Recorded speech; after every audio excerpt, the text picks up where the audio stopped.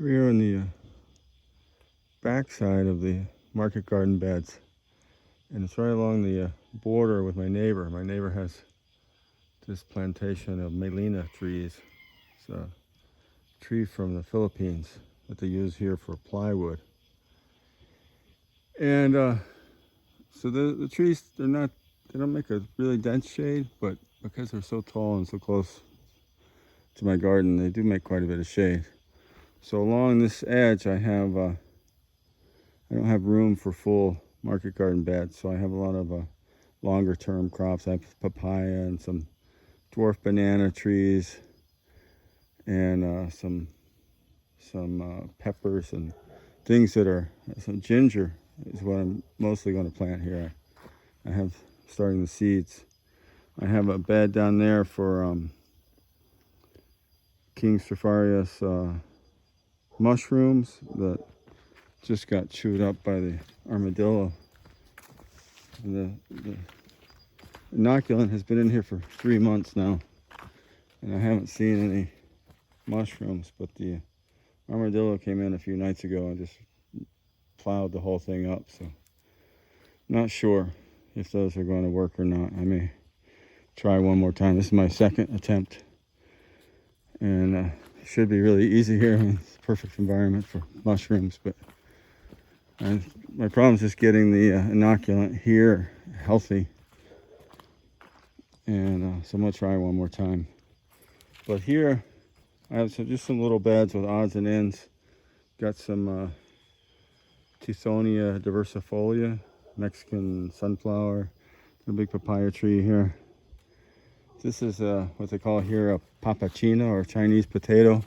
See, it's a big tuber, and they actually sell those here. It's kind of like malanga or yucca, and I just planted that here to see how it would do, right in a shady little spot between the trees and my latrine. But here I planted, I guess about 10 months ago or a year ago, I planted 7 pieces of curcuma or turmeric, and this was the harvest. This is most of it. We used some of it. I harvested maybe a couple of weeks ago. So just from 7 plants, 0 work. I just threw the seeds in the ground and never went back. Didn't do anything with them. So this time, I don't know if you can see it, but I dug out a deeper trench and put the seeds in the bottom of the trench and then covered it up with some compost.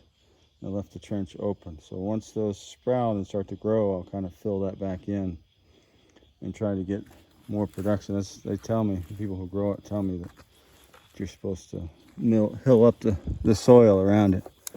But I thought I did pretty well. A pretty big, just with 7 seeds and no work. So I put another 7 seeds back in there, and this time I'm going to hill it up and see what kind of yield I get. And that might be one of the crops that we go to, because it's just something that grows naturally here without any help. And it's a really nice looking crop. Here I had some ginger, which I also harvested. It did really well. Also doesn't take any work after you plant it. Here we have cassava and sweet potato on the ground underneath the cassava, which looks like a pretty good association. But we'll see. I think the sweet potatoes might be ready. Maybe we'll go in there and see if it's produced any.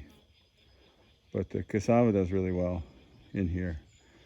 And there's not room for full garden beds.